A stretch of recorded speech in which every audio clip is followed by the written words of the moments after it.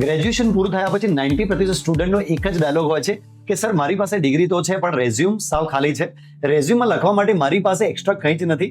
મિત્રો, આ આજના સમયનો સૌથી મોટો પ્રોબ્લેમ છે, કારણ કે કોલેજ તમને ડિગ્રી આપશે પણ રેઝ્યુમ સ્ટ્રોંગ બનાવવાની જવાબદારી અને જોબ મેળવવાની જવાબદારી 100% તમારી પોતાની છે. નમસ્કાર મિત્રો, જો તમે મેડિકલ, બાયોલોજી કે નોન મેડિકલ કોઈ પણ ફિલ્ડના ફર્સ્ટ યર કે ગ્રેજ્યુએશનમાં ભણો છો તો આજનો આ વિડીયો તમારી કારકિર્દીનો ટર્નિંગ પોઈન્ટ બની શકે છે. આજે હું તમને એવા 10 ફ્રી સર્ટિફિકેટ કોર્સિસ અને સ્કિલ વિશે જણાવીશ જેને તમે ઘરે બેઠા શીખી શકો છો અને તમારા રેઝ્યુમમાં ઉમેરીને ઇન્ટરવ્યુઅર્સને ઇમ્પ્રેસ કરી શકો છો. પણ આગળ વધતા પહેલા એક સ્પષ્ટ વાત સમજી લો, માત્ર એક કાગળનું સર્ટિફિકેટ કે કોઈ ફ્રોડ વેબસાઇટની પ્રિન્ટ તમને નોકરી નહીં અપાવે.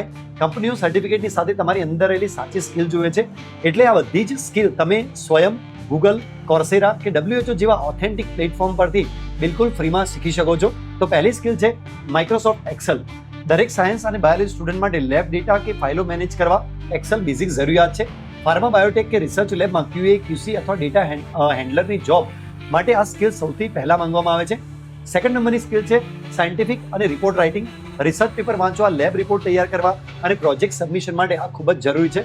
ફાર્મા કંપનીઓમાં R&D આસિસ્ટન્ટ કે મેડિકલ રાઇટિંગની જોબ મેળવવા માટે આ સ્કિલ રેઝ્યુમમાં બહુ મોટું વજન પાડે છે. ત્રીજી સ્કિલ છે કમ્યુનિકેશન સ્કિલ. તમારી પાસે ગમે તેટલું નોલેજ હોય પણ જો ઇન્ટરવ્યુમાં સાચી રીતે રજૂ ન કરી શકો તો પ્રોબ્લેમ થાય. HR રાઉન્ડ ક્લિયર કરવા અને મેડિકલ રિપ્રેઝેન્ટેટિવ MR કે પેશન્ટ હેન્ડલિંગની જોબમાં આ સ્કિલ તમને બીજા બધાથી આગળ રાખશે. ફોર્થ નંબરની સ્કિલ છે AI ફોર સ્ટુડન્ટ. ChatGPT કે બીજા AI ટૂલ્સનો સાચો ઉપયોગ શીખીને તમારો ભણવાનો અને રિસર્ચનો સમય અડધો કરી શકો છો.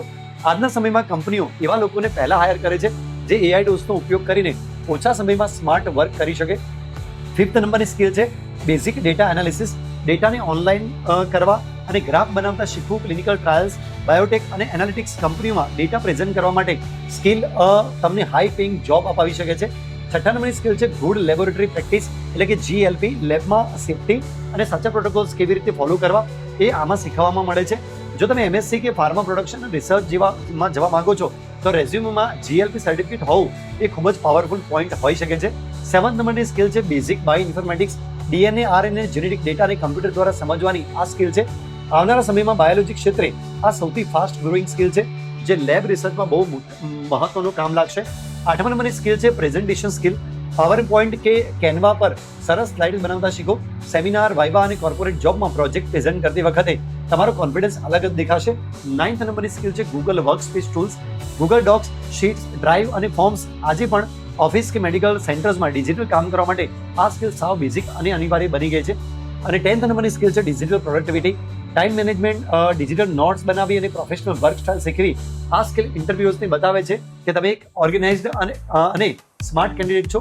મિત્રો, યાદ રાખજો, ડિગ્રી તમને માત્ર ઇન્ટરવ્યુઅર્સના દરવાજા સુધી પહોંચાડશે પણ તમારી સ્કિલ તમને જોબની ખુરશી પર બેસાડશે.